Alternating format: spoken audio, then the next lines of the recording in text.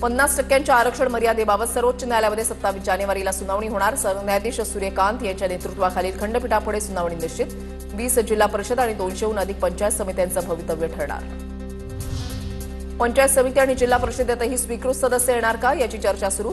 कारण मंत्री चंद्रशेखर बावनकुळे यांचं मुख्यमंत्र्यांना पत्र. जिल्हा परिषदेमध्ये 10 सदस्यांमागे 1 स्वीकृत सदस्य, पंचायत समितीमध्ये 5 सदस्यांमागे 1 स्वीकृत सदस्य. येत्या अधिवेशनामध्ये निर्णय होण्याची शक्यता. सोलापूरमध्ये भाजपकडून 2 उमेदवारांना एबी फॉर्म दिल्यानं काही काळ गोंधळ.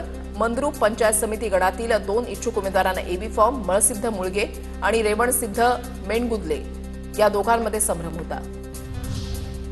समान मत समान किंमत, शहराप्रमाणे मतांचा रेट द्या. शहरातील मतदारांना 15,000 रुपये देणाऱ्यांनी ग्रामीण भागातील मतदारांवर अन्याय करू नये अशा आशयाचे कणकवलीमध्ये बॅनर. केसरकर आणि निलेश राणेंकडून पैसे वाटल्याचा आरोप.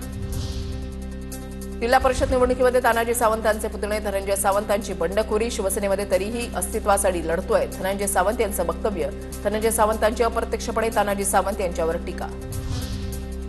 राज्यातील जिल्हा परिषद आणि पंचायत समित्यांच्या निवडणुकांसाठी सुमारे 20,000 उमेदवार रिंगणामध्ये. जिल्हा परिषदेच्या 731 जागांसाठी 7,695 उमेदवारांनी अर्ज दाखल केलाय.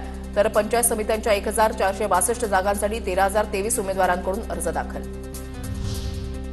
पुण्यामध्ये जिल्हा परिषदेसाठी 721 उमेदवार पात्र, 24 अर्ज बाद झाले. छाननीनंतर जिल्हा परिषदेसाठी एकूण 621, उत्तर पंचायत समितीसाठी 1,122 उमेदवार पात्र निवडणुकीच्या रिंगणामध्ये.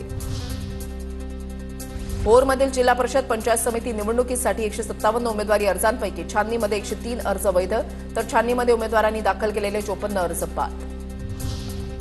डोंबिवलीमध्ये निवडणुकीदरम्यान झालेल्या मारहाणीचं प्रकरण. शिवसेनेचे माजी नगरसेवक नितीन पाटील, बंधू रवी पाटलांचा जामीन फेटाळला.